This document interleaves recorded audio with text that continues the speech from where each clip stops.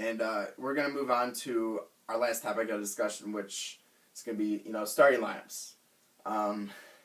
This is going to be very hypothetical because, like we've mentioned throughout this whole video cast, it's up to injuries whether or not this team is going to be healthy. So let's presume that we're at a point in the 2013-14 season where this team's at full health.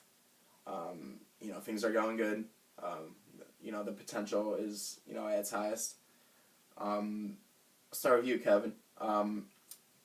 Who's your starting five for the Cavaliers? And let's throw in a sixth man as well. Okay, I Kyrie Irving at one. That's no shock there.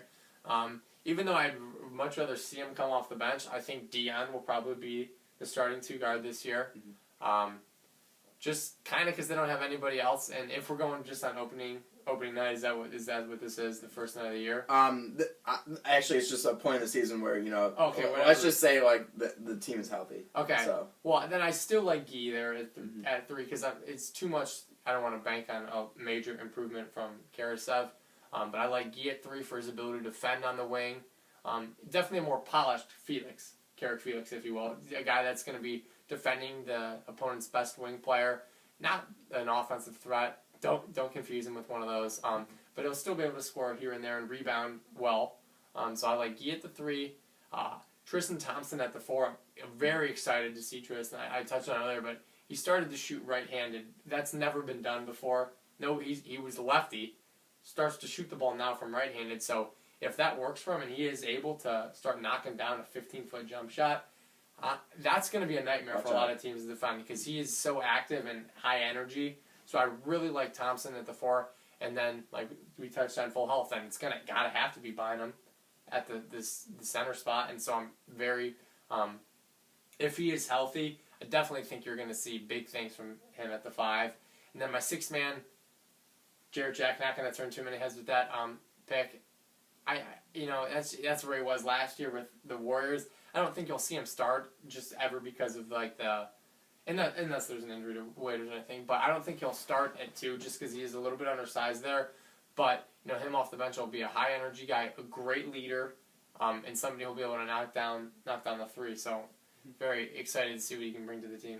And I mean, it's hard to argue really with especially when it comes to starting lineups with the Cavaliers, especially. Kyrie's at the point. Yeah, that's a lock. And I agree with you that it's as much as I'd like to see Dion coming off the bench. They just don't have somebody to start in his place yet. And I mean, I'm willing to give he needs a chance. He still needs that chance to get. But I just think just the type of player he is, he's more better suited for the bench, and that doesn't mean that he'd be getting less less playing time than the starting. Two guard for the Cavs, whoever that may be some point down the road. But I just think that, he's definitely, we saw him a lot more comfortable in the situation last season, the few times that he was, coming off the bench. At the three, it's extremely tough. Did you have a hard time with? Well, yeah, and I asked because I'm hoping that it would be Karasev. I'm hoping that. Opening night, I don't think, but I'm hoping maybe if you pick just a random date in February, I'm hoping that it's Karasev. So that was definitely a tough one for me in there because there's so many question marks with every player that they have capable of playing the three, But I just went based on previous, experience with him. For me, the reason why I'm learning that I've been saying Earl Clark, and I'm going to say Earl Clark, one more time, is because I have confidence in Mike Brown. That he's going to be able to, play around with his frame. Putting him at the three, he's definitely going to have an advantage over a lot of the small forwards in the NBA. I mean, that's a position probably that's a position that's been on the rise for the last few years, and I would say that's still the trend. Yeah, probably the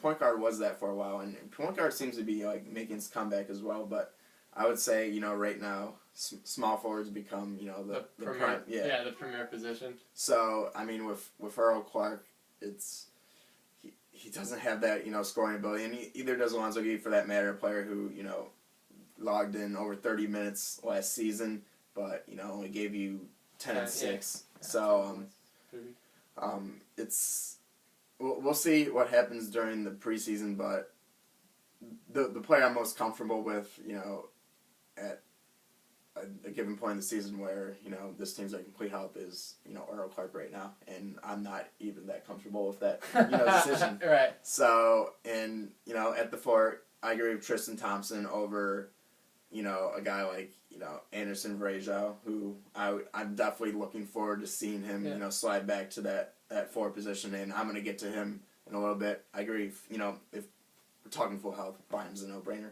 because he has that, that 2010 capability. Oh yeah. And he's the rim protecting. He's one of the best rim protecting bigs in the league, and got him at such a steal for now.